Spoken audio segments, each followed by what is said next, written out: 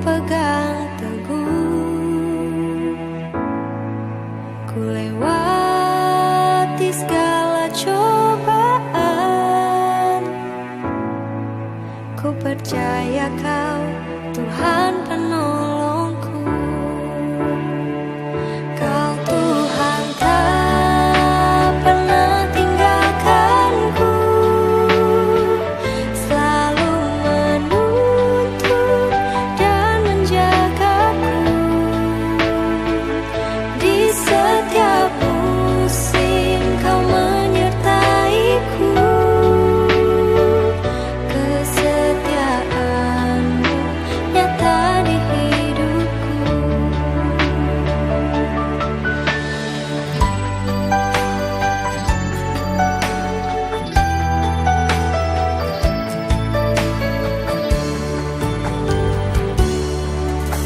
Tuhan, Kau pengharapanku.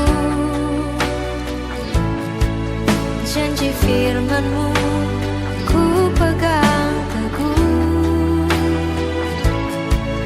Ku lewati segala cobaan. Ku percaya Kau Tuhan penolongku.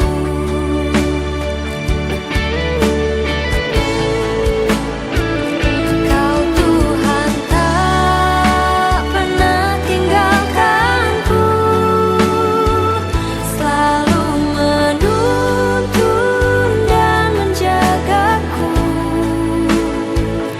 Di setiap musim Kau menyertaiku. Kesetiaan-Mu nyata di hidupku.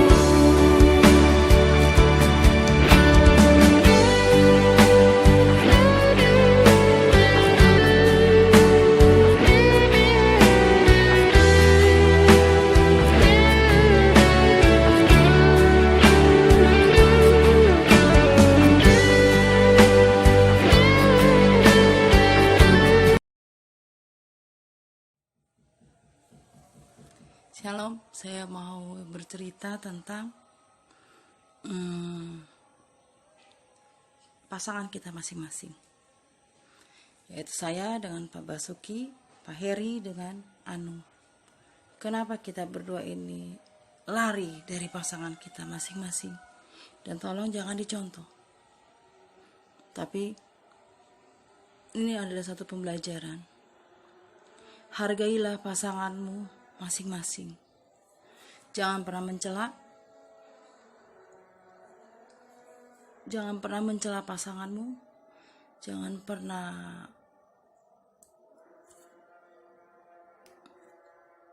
menyatukan dengan mertua. Dalam arti dia mempercayakan istrinya ini kepada mertuanya, dan dia merasa apa yang dilakukan orang tua kandungnya kepada dia, anaknya yang laki-laki, pasti sama. Istrinya akan diperlakukan sama. Salah besar. Kebanyakan, tapi tidak semua ya. Mungkin ada aja sih yang bisa ngomong, saya buktinya akur kok sama mertua saya. Itu hanya sebentar. Pernahkah Anda tinggal satu rumah dengan mertua, ipar, apalagi iparnya ipar perempuan? Pernahkah Anda merasakan seperti itu?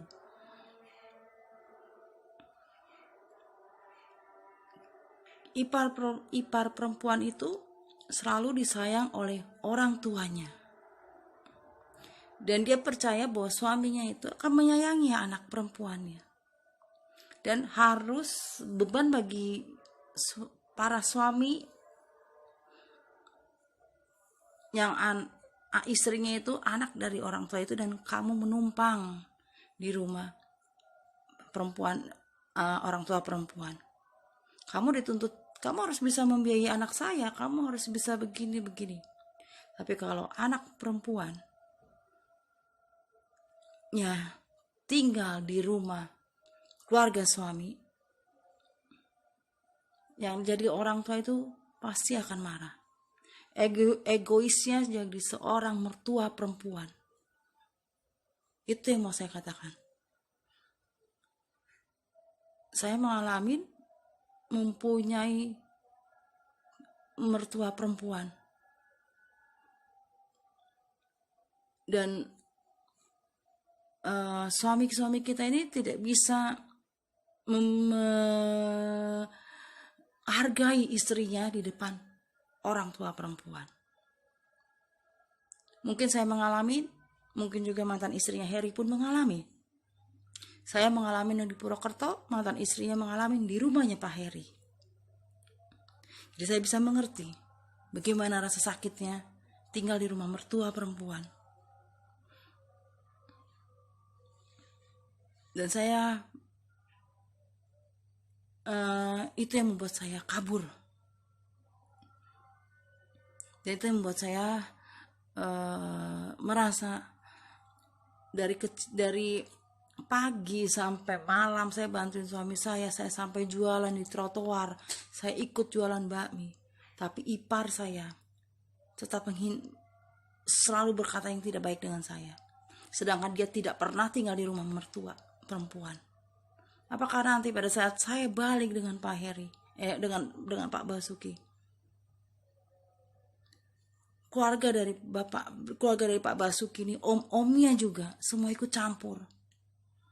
Seakan dia paling benar, padahal dia paling hancur dengan anak-anaknya. Itu omnya dari Pak Basuki. Dan saya takut, apakah nanti suatu saat saya balik, mereka ini ikut campur dalam hal keluarga saya. Dan saya tidak mau. Dan begitu juga dengan keluarganya Pak Heri. Saya pernah ikut ke Medan. Saya pernah punya trauma waktu saya di Purwokerto tinggal bersama satu rumah. Ada ipar perempuan ya. Ada mertua yang kebetulan janda. Dan Pak Basuki itu tidak bisa, tadinya dia tidak bisa membela istrinya. Tapi pada saat dia jualan mie ayam, dia lihat diperlakukan tidak baik sama suami dari cicinya dia. Di situ dia ngamuk. Dia hancur-hancurin semua, dan cicinya dengan suami diusir dari rumah itu. Dan waktu pertama kali saya katakan, Bas, dia begini sama gue sama anak-anak lu. Bas, dia begini sama anak-anak lu.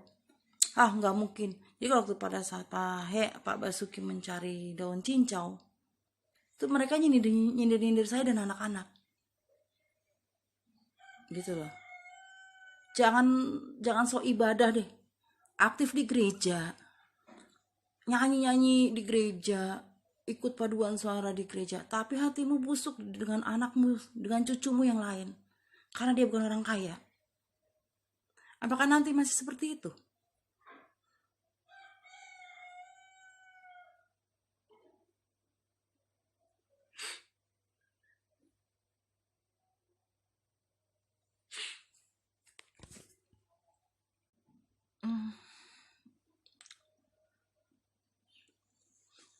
Sakitnya saya. Dan saya percaya Tuhan tidak akan pernah meninggalkan saya. 3 kali saya pisah dari Pak Basuki, semuanya sama. Dan apakah nanti ketiga kali saya balik, apakah kalian masih seperti itu dengan saya?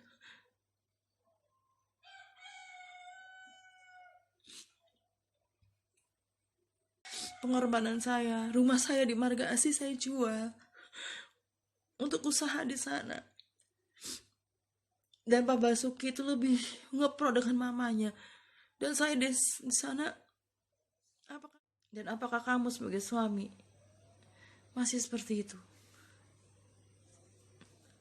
Ini yang menjadi beban saya. Dan bukan itu juga. Pada saat waktu saya di Medan, kenapa saya ambil keputusan saya tidak ikut ke Medan? Sama aja, 11-12. Dan kenapa mantan istrinya Pak Heri mengambil 3 anak-anaknya untuk dia? Adakah wahai engkau sebagai ipar, adakah engkau wahai sebagai mertua bisa menyayangi mantumu yang perempuan? Dia yang sudah memberimu keturunan untuk anakmu. Dan anakmu itu belum tentu benar dalam hidupnya. Entah itu Pak Heri, entah itu Pak Basuki. Engkau yang telah menyakiti istri-istrimu. Engkau yang telah menyakiti mantan istrimu Heri. Engkau yang telah menyakiti saya, ibunya anak-anakmu Pak Basuki. Dan sebelum ini saya minta, renungkan ini semua. Baliklah dengan pasanganmu Heri. Dan jangan pernah kamu, sampai kapan kamu akan mencari perempuan, ganti perempuan, dan ganti perempuan. Alasan kamu, saya tidak akan kawin lagi nih. Saya akan mengurus mama. Bohong. Karena waktu saya ikut ke Medan pun, kamu pernah bicara gitu. Ya Nik, saya gak akan pergi kemana-mana, kasihan mama gue lagi begini-gini. Tapi kamu mancing dari pagi sampai jam 9 malam. Dan saya di sana sendiri. Apalagi nanti kalau saya ikut di sana, kamu tidak akan pernah menolong saya. Begitu juga, kenapa mantan istrimu sakit hati dengan kamu? Berubahlah. Dia yang sudah memberikan kamu keturunan. Perempuan mana lagi yang mau kamu cari? Itu akan menambah dosamu dan tidak berkah kamu pada saat kamu mati nanti. Dan kamu akan ditanya sama Tuhan. Apa yang sudah kamu perbuat buat anak-anakmu? Berapa banyak istrimu? Apakah semua kamu nafkahi? Itu yang akan dipertanyakan Tuhan sama kamu Pak Heri. Kembalilah sama Anum, jadikanlah dia teladan. Walaupun sesombong-sombongnya Anum menurut kamu. Dan kamu Anum, kembalilah kamu menjadi istri yang baik. Saya paling benci jika para suami sudah berkumpul dengan teman-temannya. Dia bisa menghancurkan semua yang sudah dirancang dalam berumah tangga dengan suami. Bersama suami-suaminya. Jika suami terlalu aktif dan bergaul dengan teman-temannya, entah itu mancing, entah yang sekarang sedang bersepeda, atau yang sedang pengennya ngumpul-ngumpul, itu adalah suami-suami yang tidak pernah membawakan kebaikan pada istrinya. Dari situ akan muncul perselingkuhan. Dari situ akan muncul suatu provokasi dari teman-temannya. Itu yang saya alamin. Pertama, waktu saya bersama Pak Basuki, saya ikut bantu dia jualan mie ayam. Dia memiliki satu sahabat. Sahabatnya ini adalah orang yang pernah ikut dengan Pak Basuki waktu kami berdua menikah. Dia terprovokasi oleh orang ini. Orang ini bilang gini, saya lebih baik kasih makan anjing daripada saya kasih makan istri saya. Ingat, pasti kamu tahu siapa dia. Dan itu membuat saya dendam dengan orang ini. Apakah dia dengan rumah tangga dengan istrinya baik? Tidak. Dia cari perempuan-perempuan lain. Dan apa yang dikatakan Pak Basuki sama bergaul dengan ngobrol dengan orang ini sambil menyindir saya. Pada saat itu saya lagi cuci piring bekas orang-orang makan di mie ayam. Adakah perempuan lain yang mau hidup susah denganmu, Pak Basuki? Pikirkan itu. Dan dia berkatakan apa? Iya, mana ada lah laki-laki yang mau sama orang yang... Dulu saya waktu tinggal di Margasi, karena airnya begitu saya hitam banget. Dan saya pulang ke Purwokerto itu panas, pasti badan kulitnya saya jadi hitam lagi. Mana ada yang mau sama hitam, gendut, katanya. Giginya beginilah, itulah. Tapi saya berdoa, Tuhan tunjukkan sama saya. Supaya Pak Basuki ini tidak sombong. Orang ini selalu sombong dengan perkataannya. Tapi dia tidak pernah mengerti. Dan akhirnya Tuhan, disitulah terjadi perselingkuhan saya. Sebenarnya bukan perselingkuhan. Orang ini baik sama saya. Tapi dia memarahi orang ini. Apakah ada seperti itu? Wahai engkau yang menjadi teman-teman dari para suami, jangan pernah mempengaruhi suami orang untuk dia berbuat selingkuh, untuk dia buat menghina istrinya. Kamu adalah orang yang kualat jika kamu sebagai teman hanya bisa membuat pengaruh buruk terhadap suami. Di mana istrinya di rumah sedang menyediakan makanan, mikir buat besok makan apa. Dia mau masak apa. Jadilah suami yang tidak pernah terpengaruh oleh teman-temannya. Ingat, istrimu di rumah sedang menunggu, sedang mempersiapkan makanan buat kamu. Kamu pergi seperti gimana ya? Dan kamu tidak menghargai pasangan karena seorang teman. Jangan karena teman rumah tangga hancur. Jangan dipengaruhi teman-teman yang suka main-main selingkuh dengan wanita-wanita lain. Dan kamu lakukan juga karena malu sama teman. Itu adalah laki-laki goblok. Laki-laki yang kepengaruh sama teman-teman yang tolol. Itu untung Pak Basuki gak kena sama teman yang ngomong, saya lebih baik kasih makan anjing daripada kasih makan istri. Itu adalah perkataan suami tolol dan goblok. Untung Pak Basuki tidak kepengaruh itu. Tapi yang kepengaruh misalnya dengan omongan itu dan dia ikut selingkuh, itu adalah suami yang tolol dan goblok. Dia tidak pernah menghargai istrinya. Jadilah orang baik kalau kamu ada suami yang baik. Tahun 2019 tanggal 20 September saya di Purwokerto. Saya menunjukkan cincin ini. Batunya ini memang batu berlian. Dan batu ini adalah liontin kalung emas saya waktu saya dilamar sama Pak Basuki. Dan batu ini tidak saya jual, waktu itu saya lagi butuh uang untuk beli susu anak itu mau umur 1 tahun lebih. Dan cincinnya saya jual dan ada enci-enci ngomong gini, "Teh, ini batunya mau dijual nggak?" Wih, berarti batu ini batu mahal. Saya bilang, "Oh enggak, saya simpan batunya." Dan ternyata sama Pak Basuki dibikin cincin. Dan tadi cincin ini nggak boleh dipakai ke saya. Dan anak saya bilang, "Itu punya mama, biar mama yang pakai." Dan akhirnya batu ini dikasih ke saya lagi. Dan tetap saya pakai. Karena ini batu adalah batu waktu saya dilamar sama Pak Basuki. Dan saya tetap perkatakan,